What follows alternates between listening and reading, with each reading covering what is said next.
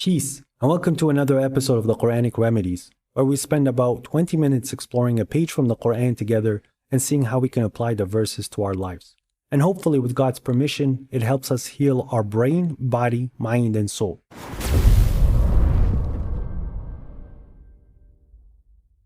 Today we'll be reading from chapter 2, The Cow, from verses 146 all the way to 153. A'udhu billahi minash shaitanir rajim. I seek refuge to God from the accursed devil. Bismillahir Rahmanir Rahim. In the name of God, the Merciful, the Gracious. الذين آتيناهم الكتاب يعرفونه كما يعرفون أبناءهم وإن فريقا منهم ليكتمون الحق وهم يعلمون. Those to whom we gave the book recognize it as they recognize their children. But indeed, a group among them are concealing the truth while they know. الحق من ربك فلا تكونن من الممترين. The truth is from your Lord, so do not be among the doubters. ولكل وجهة هو موليها فاستبقوا الخيرات أينما تكونوا يأتي بكم الله جميعا إن الله على كل شيء قدير. And to each is a direction which it should turn to. So compete in good deeds. Wherever you may be, God will bring you forth altogether. Indeed, God is capable of all things. ومن حيث خرجت فولي وجهك شطر المسجد الحرام وإنه للحق من ربك وما الله بغافل عما تعملون. And from wherever you go forth, thus turn your face towards the sacred mosque. For indeed it is the truth from your Lord, and God is not heedless of what you do. ومن حيث خرجت فولي وجهك شطر المسجد الحرام وحيث ما كنتم فولوا وجوهكم شطره لئلا يكون للناس عليكم حجة إلا الذين ظلموا منهم فلا تخشوهم واخشوني ولأتم نعمتي عليكم ولعلكم تهتدون. And from wherever you go forth, then turn your face towards the sacred mosque, and wherever you may be, then turn your faces towards it, so that there will not be any argument for the people against you, except those who transgress among them. So do not fear them, but fear me, so that I may complete my blessings upon you, and perhaps you will be guided. كما أرسلنا فيكم رسولا منكم يتلو عليكم آياتنا ويزكيكم ويعلمكم الكتاب والحكمة ويعلمكم ما لم تكونوا تعلمون. Just as we have sent a messenger among you, reciting our verses to you, purifying you and teaching you the book and the wisdom, teaching you what you did not know. فاذكروني أذكركم واشكروا لي ولا تكفرون. So remember me, I will remember you, and be thankful to me, and do not be ungrateful to me. يا أيها الذين آمنوا استعينوا بالصبر والصلاة إن الله مع الصابرين. O you have believed, seek help through patience and the litany. Indeed, God is with those who are patient. Sadaqallahu al-Azim. God the Great said the truth. Now, these verses are also carrying on in regards to facing the sacred mosque. But God shifts a little bit and talks about the people who are given the book, which is us. This is including us. So people who have been given the book, right? They know it as they know their children. This is something that is very important, especially if you're a parent. When the child is a little child and you're a person who's dedicated to being a good caretaker, you know everything about your child. You know when your child is in trouble, you know when your child wants something, you just feel the child and you know him inside out because you're so accustomed to him. He's your little baby, or she's your little baby. This is the same thing with this amazing book. The people who truly have been given the book, not just read the book or got like a physical copy, they have been given the book. So it's entrenched in their mind. They think about it often, they read it often, they study it. They know it like they would know a child, like their own child.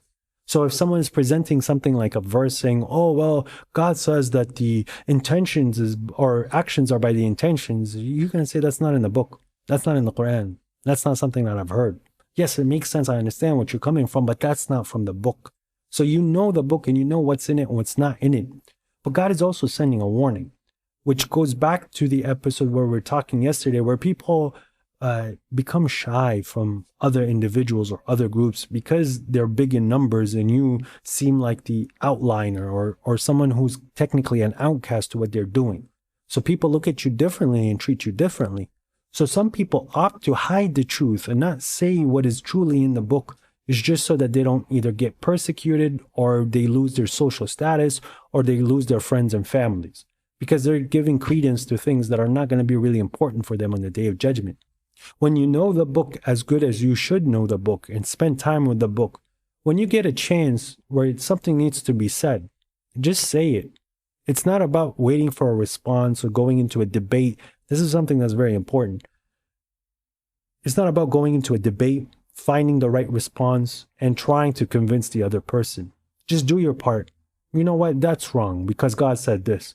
Well, it's about like, what about this edge case and this scenario? And I didn't mean it that way.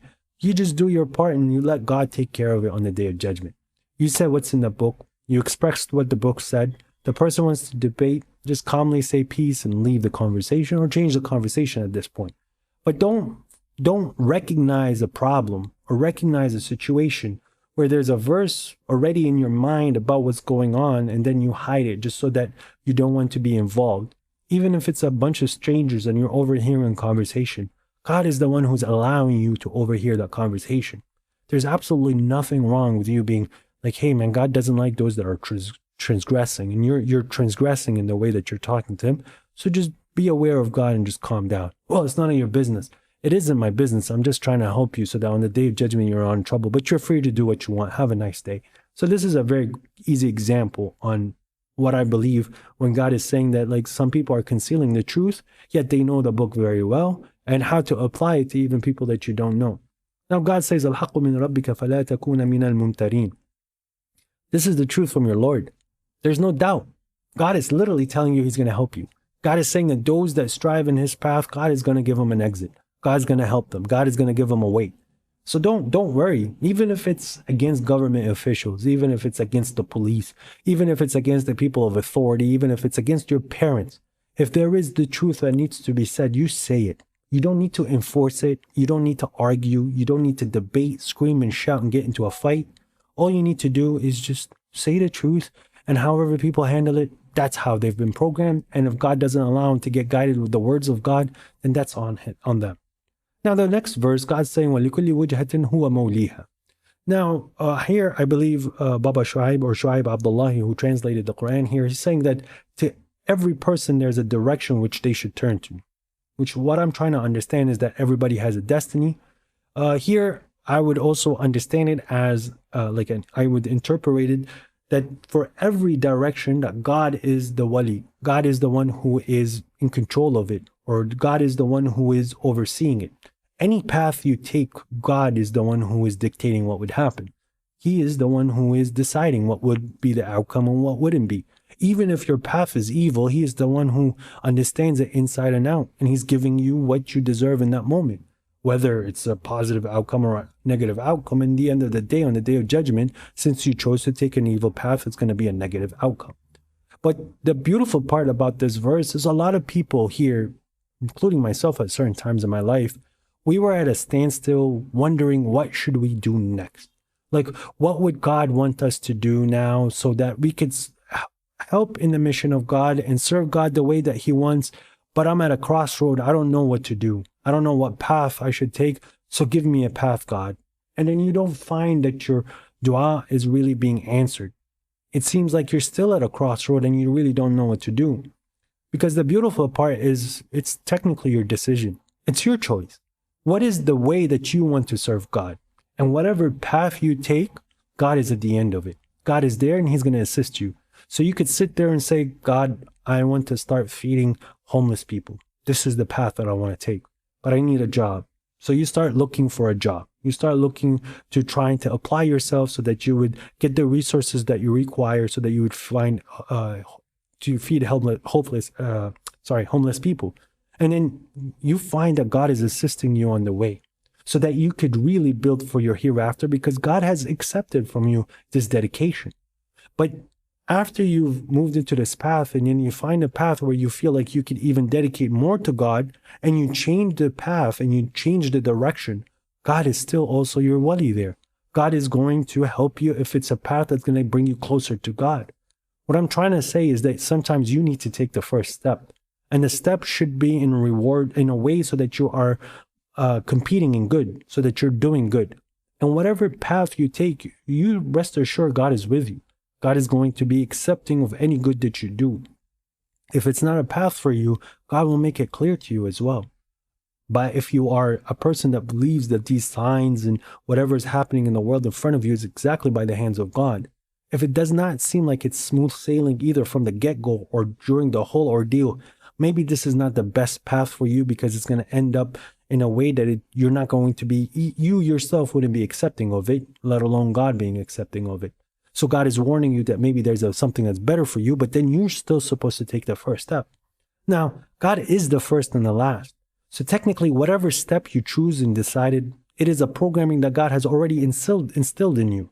But again, sorry, just to correct the point that I'm making, you shouldn't be superstitious, because sometimes you have to be patient in what you're doing and enduring until things happen, because God is either raising you in a way or testing you to see if this is what you truly need, so that you could really judge yourself and judge your intentions.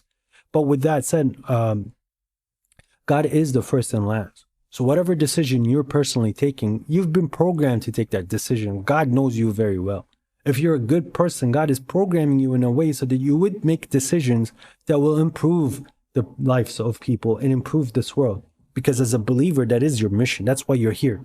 You're here to work, not to have fun, not to play, because that's the worldly life, just to entertain and have fun and games. God wants you to go make this world a better place. But you make the decisions, you take the steps. Oh, I don't have the money. Well, then find a way to get just a little bit of money. And we're so, unfortunately, in this day and age, we're so short-term goal oriented, where it's very difficult for somebody to make a plan where it's over 5 years. They want the results very quickly. But unfortunately, with God, this is not how life is. God can produce results very quickly if he chose to. But at the same time, you have to be a person who is patient, who is very steadfast in what he believes in, and it's a step by step, and God is going to give you the provisions that you require so that you build in the hereafter. Now, and whatever path you're going to take, you're going to go back to God. And God is capable of all things. So make sure that the path that you're taking, you know that you're facing your Lord in it in the end, and do your best to make this world a better place in the name of God, right? So God is working through our hands. Now, God then tells us that wherever we leave, to face the sacred mosque. I personally take this interpretation as something that's literal. Yes, every time I exit a house or exit a room, I try to either calculate in my mind, or if I kind of know the direction of where the sacred mosque is, I would face it, just because God ordered me to. I understand, but the thing is, it also brings you back. Even when you're leaving your home, as you're leaving, the first thing you're doing is remembering that, hey, this is what I'm representing. This is the religion that God has bestowed upon me, and this is what I'm representing. So now I'm going to be in public. I better remember where my position is in this whole equation. So I like it. It's like a form of energy where you're just facing this direction, you're getting the energy back, and then you're going on with your day, right? And God is saying that there is truth in it. Of course, this can also have a metaphysical understanding, where that you should, everywhere you are, you should be always facing this point of connection with God. Okay, so this is something that you should always keep in the back of your mind, and you should always be facing that direction. I do it physically and I do it mentally, and people are valid to whatever interpretation they have. But whatever interpretation you end up and you truly believe it's from your God at this point, where it can be supported with the Quran, then you're accountable for it, just so you know. Especially if you're going to sit there and tell it to other people, then you're also accountable for it. And this is something that you could see with a lot of people that have problems with understanding how hypocrisy works. They go around and tell people all these interpretations from all these other books, and yet they don't do half of it. But they like to say it as if they're knowledgeable. But at this point, you're going to be judged for what you're saying. So if someone comes, oh, your prayer is invalidated because you've moved your hand in a certain direction, which is God does not accept it. Well, then every time you moved your hand, then it's befalling onto you as well, other than if God forgives you or pardons you. So just be careful whatever interpretations that you're having, and you are liable for accomplishing it as well. And if you're telling it to other people, it's going to be on your plate. Now, this verse, when God is saying that wherever you go, so he's repeated it quite some time. This is something that's very important for you to really take note, that facing the sacred mosque, and this your place of worship and this is your point of worship, this is the central point of your religion, the central point of who we are as a nation, as a believer nation, and as a community. Now, it goes back to what I was saying earlier, that some people are attaching symbology to religion, and they try to force people outside an interpretation is just because it's not matching their cult or whatever they accept as symbology. Some of them transgress. Some of them take it as an insult that you're changing the religion of God, which has nothing to do with the religion of God. So if let's say you're in a country where they're not very accepting of the message of God that came down in the Quran, and they associate you to Sunnis and Shias, and they don't like the Sunnis and Shias. So if you stand up to pray and you face the sacred mosque, you might find yourself in trouble because people now might start getting aggressive, or they're trying to ruin your prayer. Obviously, in that moment, you want to shorten your prayer, but you still don't fear them. Even if they're going to transgress against you, God is with you. And you being loyal in that situation, you are actually getting more blessings than you know. Here in this world and the hereafter, your mind is becoming more stable. You are finding more confidence in yourself. You're having more self-respect. You're having your understanding how loyalty means. You're finding more love for God. And then God is rewarding you in the world in ways you don't know. And your reward in the hereafter is even better. Because the people who transgressed against you have to face God in what they did and explain themselves, and you get your rights back. So this is something that's always to keep in mind. Now, God is supporting us as well with him saying that, like, I've already completed so much of my blessings by giving you this book. And how there's a messenger has been sent among you, reading this book to you, or reading the verses to God upon you. And this happened to every nation. And these verses is teaching you the book, the wisdom, so what to do and what not to do, and the signs and the judgments that you need to do, and teaching you things that you didn't know about before. So for example, the psychology of how a believer should be, or a human should be, and how God's sunnah works. This obviously is specific, this verse is specific to Prophet Muhammad and the people around him because he was the messenger. But this is ongoing, and this was before the Prophet. This is a promise that God gave to Abraham, right? And God has accepted, or Abraham asked for, and God has accepted it from him when he was raising the houses, which we read earlier.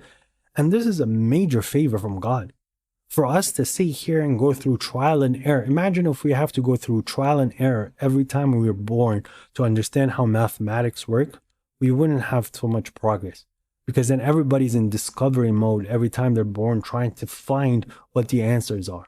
So God's mercy and favor, he's given us the answers. He's given us the mentality. He's given us the way that we should be as human beings. So there is no need for self-help books or books of understanding how societies should work, or how the mentality of a human should be, or how human socio interactions should be, because the answers are clear in front of you. It requires a little bit of intellect, it requires a little bit of pondering, but nothing comes to you truthfully free. Everything that's worthwhile requires some work. It requires some work, it requires some dedication, and it requires practice. And this is the truth about this book. And then you have people that help you understand what God has allowed them to understand, so that it even makes it easier. This is why also God sending a messenger is another form of mercy. It's a huge form of mercy. And then God's saying one of the most beautiful verses that I love, where God is saying, remember me and I will remember you, and be thankful and do not be ungrateful to me. This is actually what the word kufr really stems down to. For the word kafir, for someone saying disbeliever, that's someone who's rejected the verses. That wouldn't technically be kafir. Kafir is someone who's ungrateful. So there's somebody, when food is presented to them, inside their heart, they're like, thank you, this is amazing, this food is great, thank you God, like I could taste it, tastes so good, thank you for letting me taste it, like thank you for the taste, thank you for the smell, it smells amazing, you're allowing it to give me positive energy, positive vibes, thank you God. This is amazing food. I appreciate it. And then someone else, you put the food in front of them. Yeah, it's kind of a little burnt. It doesn't have enough salt. Oh, I don't like this stuff. It's not, no, ew, this is gross. Okay, dude. Like, why don't you remember God in that moment, right? And then God will remember you, i.e., he will, this is what however God remembers you, this is for God to know, and it's not for us to we can ponder about it and think. Maybe God is remembering us in certain situations later on where he's increasing us. That's a possibility. Or God is remembering us, and thus in return we're able to remember him more because he's the first and the last. But regardless of what it is, God is giving you an order to keep God on your mind, to keep remembering him in things. It's like, how many times have you seen something on the internet, a video or a short or something where you remember somebody, be like, hey, that person would like it, so let me send it to them. Or, oh, this short is reminding me of somebody, so let me send it to him, so that they would share in that moment of gratitude or that moment of comedy or whatever it is.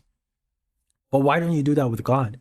Why is it when you don't see an animal or you see, why don't you, when you see an animal or you see something that's a blessing from God, you don't remember God in that moment? Like, wow, God created this creature. It's funny. It's like this, obviously, because animals, they have a mentality which is like a childlike mentality. They're always cute to us, and they're always like pleasant to when we're viewing them. So why don't we remember and thank God in those moments? And the more you do that, and the more thankful you are, the more favor you will find, and the more healthier your mind will be. And when you are presented with a situation where it's a rocky road or an uncomfortable position, you find a peace in that moment because you're thankful for what God has given you. And this is where the next verse comes.